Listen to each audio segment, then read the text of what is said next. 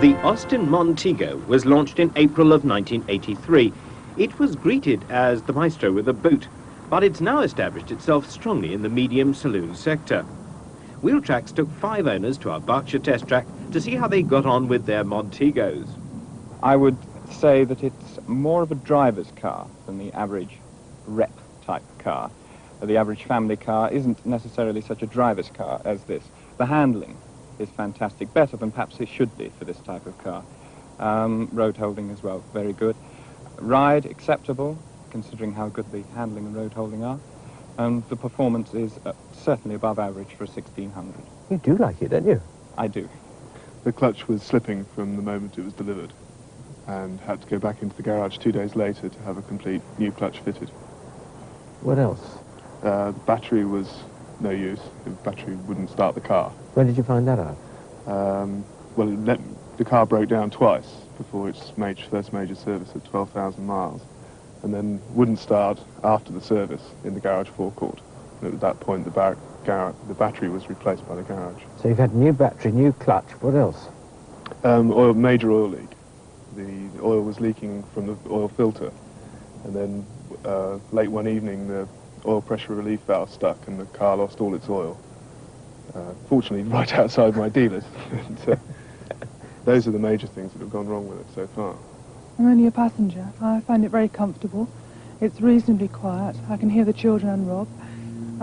And it's very spacious. There's plenty of room in the back and in the boot for our luggage. We've had a new clutch, new oil seal, and new oil pump. You only had the car 8 months? I'm afraid so, yes. This was in the first 3 months. So tell us about the oil pump. Well, the oil pump originated from its 1,000-mile service. And they said the wrong one had been fitted. This, in turn, had caused the oil seal to go. And this got oil on the clutch. In turn, we have a new clutch. Well, after all the trouble, it is very nice. It's a lovely car. But it's been off the road a lot of times. Why? 3 months out of 10. For major oil leaks, water leaks, you name it, we've had it.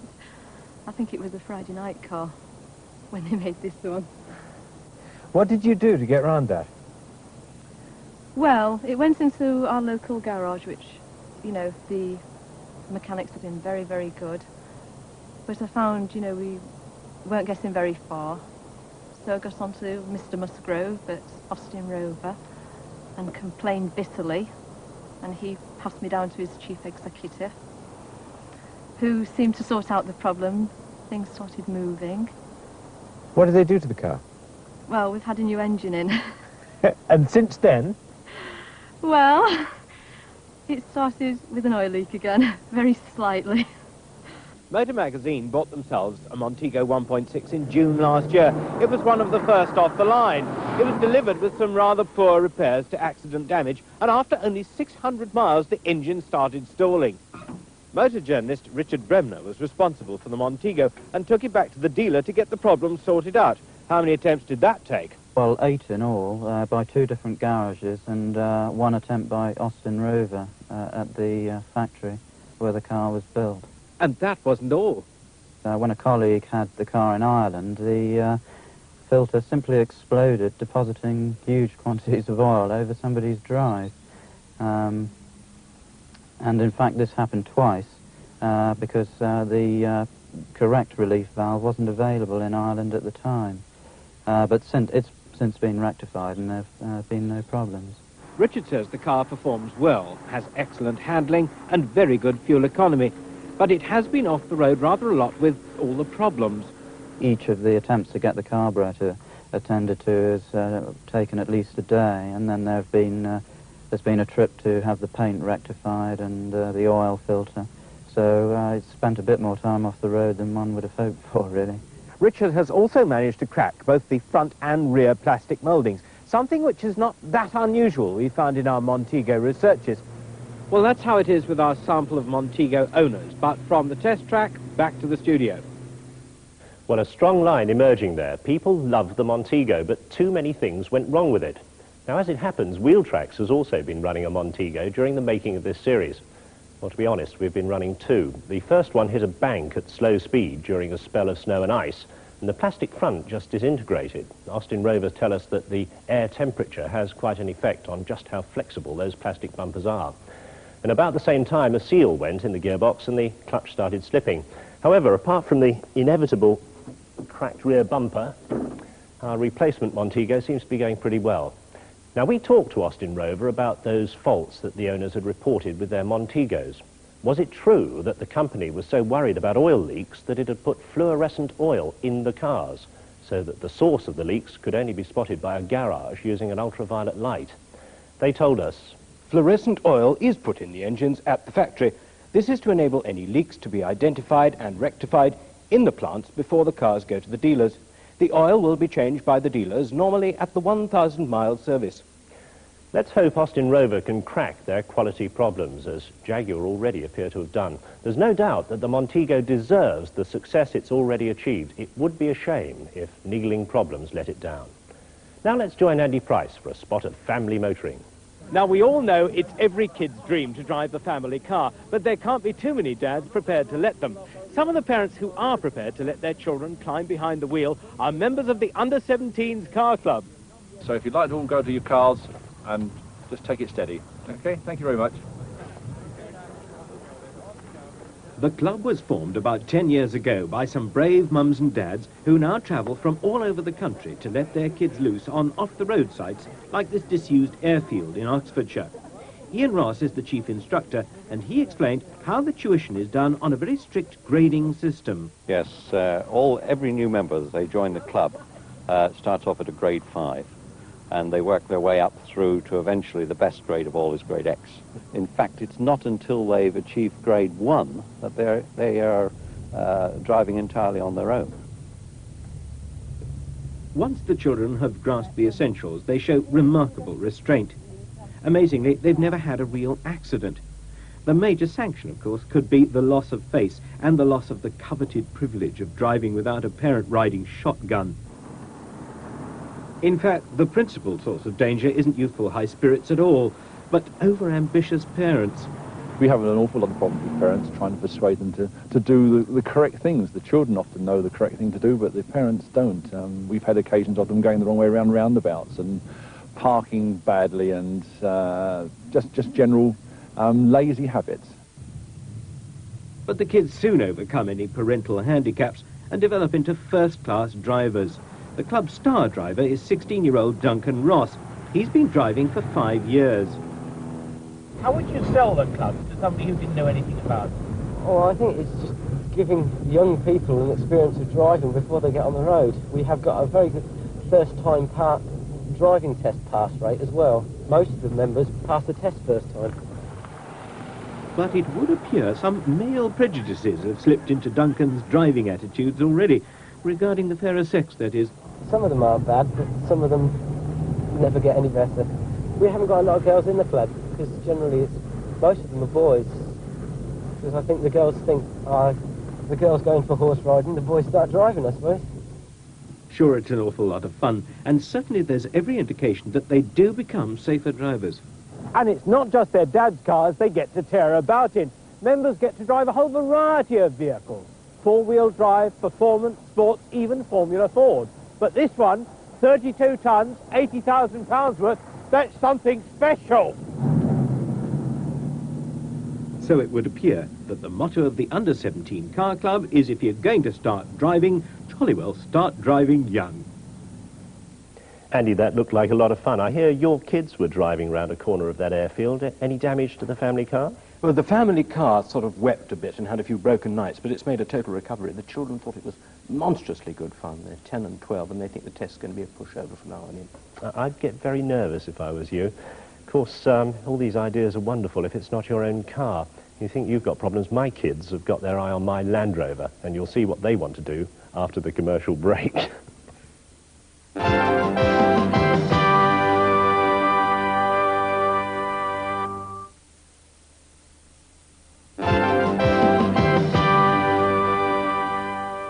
Market researchers tell us that most Range Rovers spend their lives cruising round as mobile status symbols, and they never so much as get their tyres muddy. But one place where Range Rovers really do have to earn their keep is here at the All-Wheel Drive Club meetings.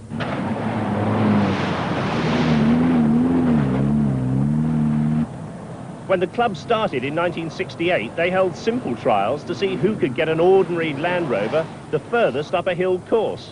But since then, the members have been building more and more sophisticated machines, and the sport has grown much more rigorous and an awful lot faster.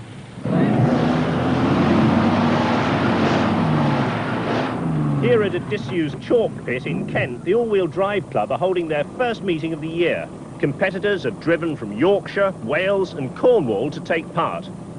Starting at 30-second intervals, they embark on a tortuous 5-mile dash against the clock around the pit, through water troughs and near vertical climbs. Many vehicles are near standard, but the most spectacular are the specials, with stripped-down Range Rover chassis, sturdy roll cages and highly tuned V8 engines. They can top 100 miles an hour across country.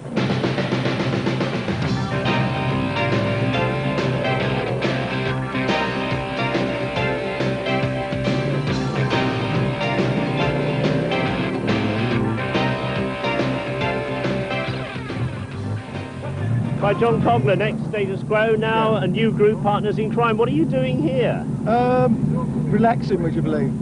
How long have you been doing this sort of thing? I think about 7 years with the club. It's What's the fun. attraction of it? It looks like pure murder. Well, I get bored with driving on the road, and so I like thrashing it round here, you know. It's great. It's good for to get rid of all your frustrations, you know. All your aggressions. What have you got under the bonnet? It's a Range Rover V8. How fast does it go? Well, we can do about 60 mile an hour here, sometimes. Straight up? Yeah, and down, yeah. Have you ever been hurt in this? Touch wood, no. I've rolled over a few times, but, you know, we've got a good roll cage. And it's part of the game? Yeah, it's great fun. We love it. Goodbye, Hollywood dreams. They will never, never, ever fade. So long, sweet 16. Oh, God, goodbye, Hollywood dreams. Every road you play. So when you're lying awake, when the sun comes up, remember, don't you forget those Hollywood dreams.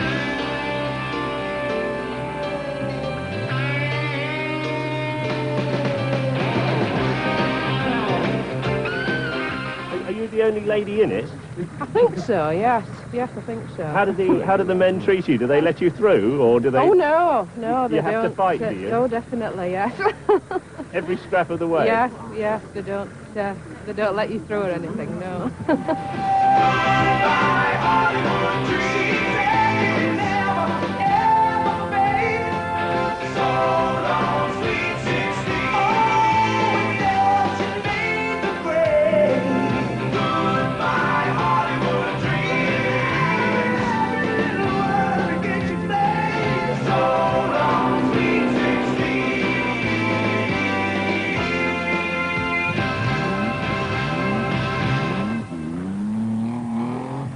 Mud-plugging music there from Partners in Crime.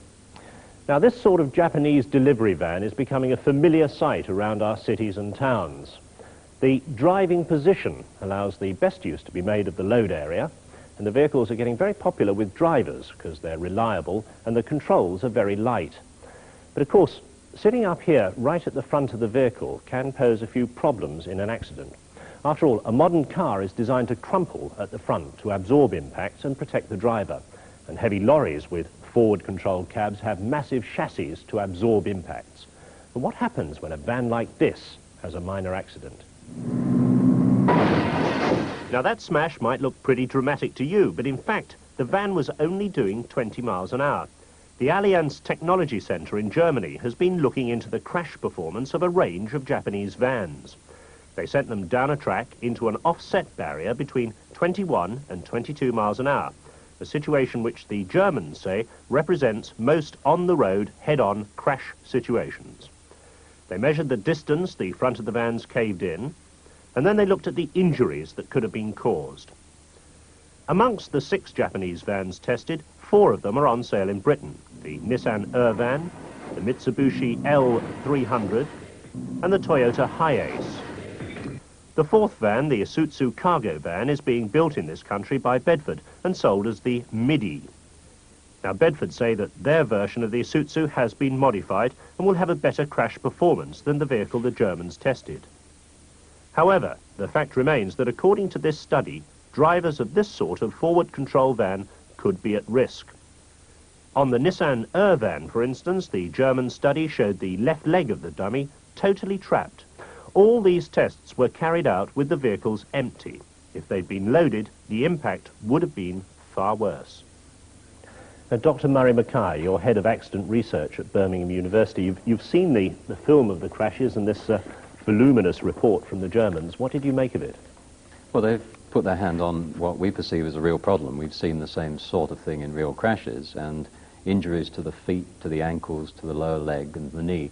These are a particular feature of these small delivery vans. Now, what struck me in that film, nearly all those dummies were wearing seat belts, and yet they still hit the steering wheel, they still hurt their legs, they still seem to fly around a bit inside the cab. Is there just not enough room for the seat belt to work effectively? As far as the lower legs are concerned, that's right. There's really not very much structure, and it's not very carefully designed structure in the lower leg region, so it's collapsing onto the legs, and you're getting injuries, therefore, regardless of seatbelt use. Now, I think we must say early on that this research was commissioned by Volkswagen for Allianz to carry out, and it's no real surprise that their transporter vehicle seems to have performed very well in the tests. But do you think that in any way discredits or devalues the research? No, I think the actual testing is entirely objective and independent, and what it shows, of course, is that with applying passenger car standards to vans, you can, in fact, produce much better performance. So manufacturers could be doing a lot more to protect delivery van drivers. I think the perception of lower leg injuries hasn't been recognized by some of the manufacturers. Of course, you as a sort of research scientist have trouble with lower leg injuries because you can't measure what's happened to the dummies, can you? That's right. It's not an easy problem because we don't have the sort of test tools to simulate lower leg injuries in the way that we can to the head and the chest, for example. So there are problems in actually writing regulations to look at lower leg injuries, and there needs to be some more research money put into that.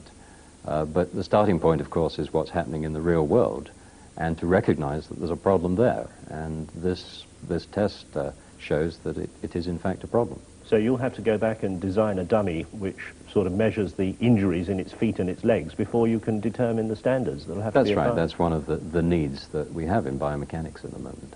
Now, you've been analysing on-the-road crashes for the best part of 20 years. The more traditional delivery vans are semi-forward control. I'm thinking of things like the Sherpa and the Transit. The engine sticks out. Does that make the crash performance better?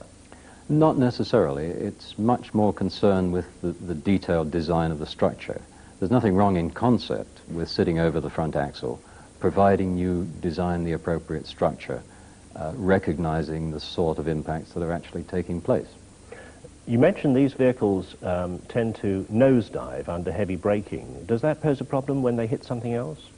Yeah, one of the general problems is what's called compatibility between different vehicles, and a lot of these vans are quite strong at the bumper level, but if they dip and they go into the back of a car that's also braking so its rear end's high, then you can see you get a mismatch, and then you have rather flimsy structures in a lot of these vans.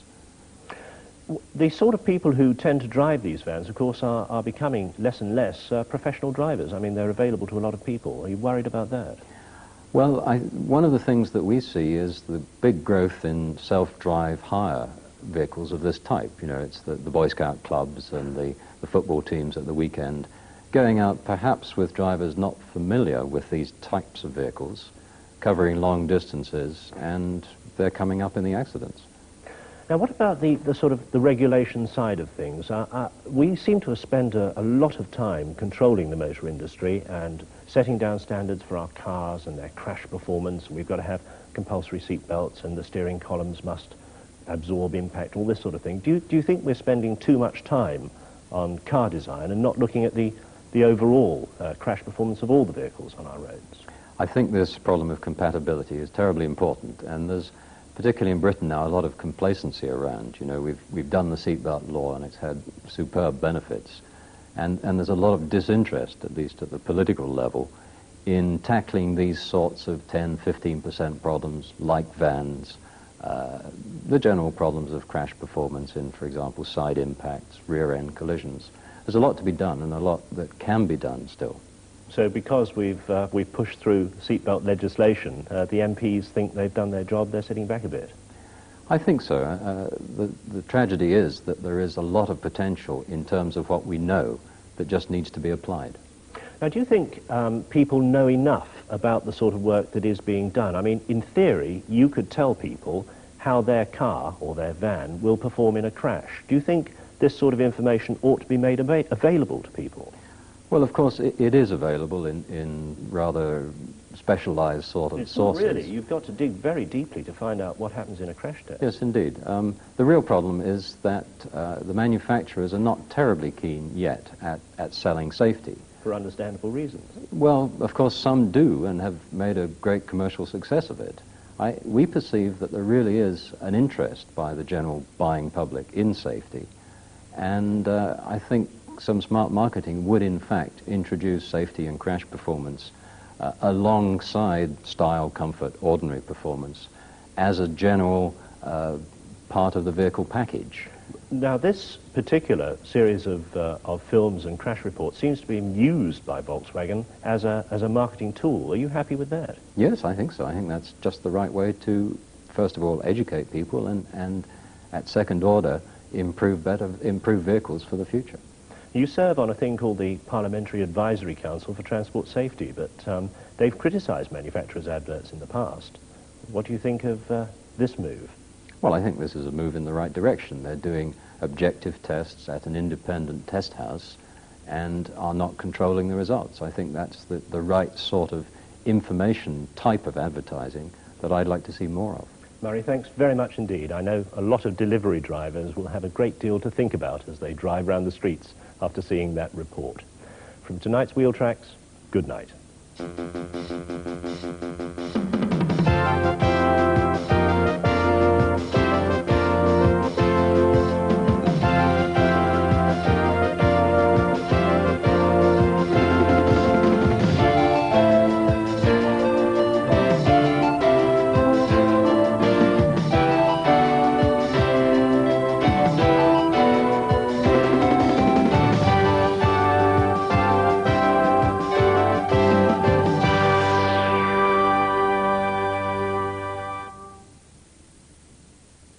And there'll be another edition of Wheeltracks at the same time, 6:30 next Monday. Well, this little fella is probably one of a couple of dozen hamsters that will be sold from this pet shop this week. For many children, the first ever pet of their very own that they're allowed to have is more often than not a hamster. Not for me. They're solitary, nocturnal, and they're very inclined to bite. I'd much rather have a guinea pig. Not very intelligent, prepared to sit about all day, and slow-moving. He'll talk to you, and he's nothing like as aggressive. Right, sounds like it's all down to matching pets to people. You can find out more about it in Pets in particular on Channel 4. He looks like a nice young man. Well, back to tonight, where after the break, a special extended edition of the Channel 4 News includes a press interview with President Reagan on East-West relations and the forthcoming economic summit. Change